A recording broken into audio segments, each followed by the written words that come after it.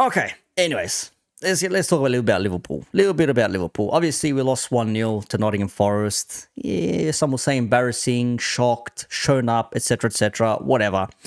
But the Anfield Wrap, instead of talking about Liverpool and Nottingham Forest for the 23 minutes they were on, the first 10-15 was about Arsenal and the injuries and whatever.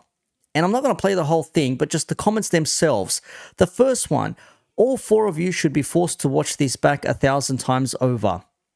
Well, that didn't age well, did it? Lots of ifs in this convo. What was it? Rambling on about how Arsenal are in trouble because they dropped 2 points only for Liverpool to lose to Forest at home. Nice work. This stop being so cocky.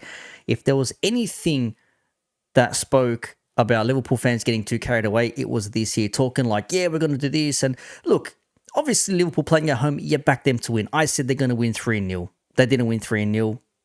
A shock result, okay? Fair enough. It was one of those games, you knew when Diaz hit the post, when McAllister had his header saved, it was going to be one of those games. I mean, if the fumble from Sal, whatever his goalkeeper's name is, didn't fall and bounce into the back of the net, shit, man, it was going to be one of those ones.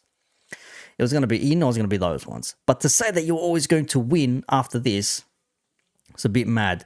Starting off chat with Arsenal, it's 3 games in. I get discussing, but starting off with the like it's in April is nuts. And then the editor says, and there you go.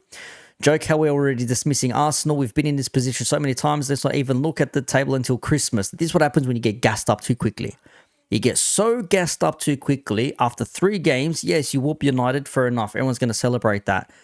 But to gas yourself up to 3 games and say, yeah, we're going to do this, blah, blah, blah, and then it doesn't happen, well, shit, you only have yourselves to look at in that way. Another day, a Liverpool podcast, start their Liverpool podcast, talking about Liverpool and not Arsenal. Generally couldn't give a toss about what they do. Just crack on doing what we're doing. City won't be worrying about them either. This aged well. You're getting ahead of yourselves. Calm down. Blah, blah, blah, blah, blah, blah, blah. So that was on Friday night. And then, of course, they had the post-match on Sunday, and they're talking about international duty and players were missing and blah, blah, blah. And apparently here by this comment, Forest had 14 of their squad on international duty as well. So shit, if Forest had 14 of their players on international duty and we had a whole heap of ours, what's our excuse? We were just shit. Forest frustrated us. We were just rubbish. We were shit is what it was. And this comment here as well. Starting the Friday night, giddily chatting about Arsenal's run with their injuries, small club stuff. We should focus on us and post-Klopp evolution instead of talk like we're already in a title run. Single most disruptive year in the last 10 years of the club. Let's focus on recovering. It's mad. It's mad. It's crazy. It's absolutely crazy. Yeah, the gassing up. Look, I used to listen to the Anfield Wrap religiously years and years ago, until we started our own podcast called the LFC Couch back in the late 2010s. And as I was said, we ended finishing that up around 2020, 2021 during COVID, right? And it just became so overly positive. It was always, we know better than everybody. The manager does this and blah, blah, blah. And this and that. I'm just like, it became very corporate. And I'm just like, I can't be asked with this anymore. And I just gave up listening to it. I didn't care anymore. I stopped. And I've maybe listened to maybe 4 or 5 in the last 5 or 6 years since. Not for me. Yeah, with Nish. Yeah. It's mad, yeah. I've got photos with Nish. We used to stream live from Cheese Bar in the city. Yeah, man. It was myself, Nish, George, Peter. We had James in Melbourne. We had a couple of guys from Liverpool up there, a couple from England, one from Finland. Yeah, man. Well, I was a part of that for a little while, as long as that lasted. Yeah, man. We were there.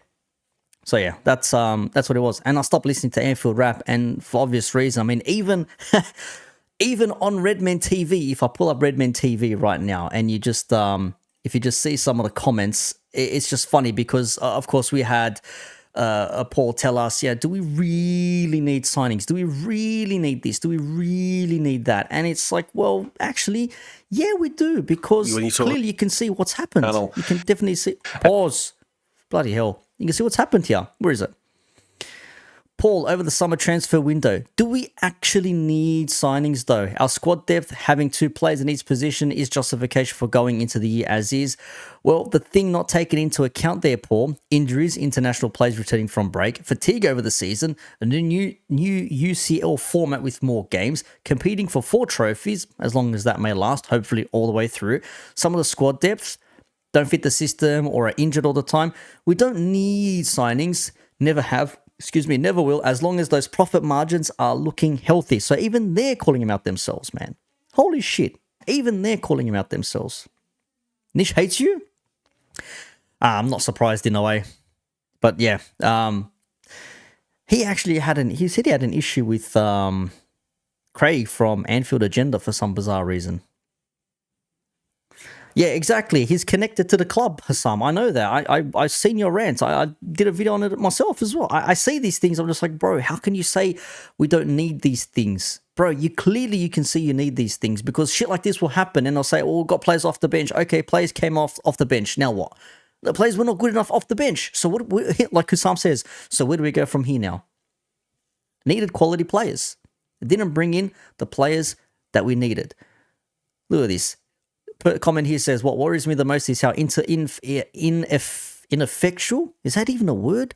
Ineffective these subs were. Gakpo, Jones, Nunez, Bradley didn't just offer nothing when coming on, only made us worse. Okay, maybe there's an argument to be had there. But yeah, Gakpo, Jones, Nunez, you're expecting them to do something when they come off. They didn't do anything. So who's going to be the player to do something and make some madness in there? A week ago, Redman TV was so complacent, counting the chickens before they hatched. Never take anything for granted. Yeah, 6 weeks ago. But how would we improve this squad? I mean, shit, even Arna Slot said, I've inherited a great squad. It's hard to improve on the high quality that you have, and we'll only include players if they fit our system and blah, blah, blah. And it's like, bro, yeah, we all know we need some players in this squad. We definitely need a few more players in there. And look, if Chiesa was fit, maybe he might have made a difference, but he wasn't. So it is what it is. But that's what happened. They get called out. It is what it is. Neil got a bit too carried away. Proved last season they have the metal to push City all the way. We used to be like them, hard to beat, hard to bully. We're not anywhere near that to become title challengers. So there you go. Yeah, there you go. Even Liverpool fans calling out the happy clappers or the top reds or whatever you want to call it. It's a little bit mad. But there you have it. So people do see these things. But when people like Hassam or myself or anyone else says, bro, we don't have the squad to go all the way, you know, the Big Shaq meme, you know, I don't think you've got the facilities for that big man. I don't think we do because of shit like this. Bring on the players off the bench. All right, we got a good bench. Okay, but what did the bench do now? Nothing.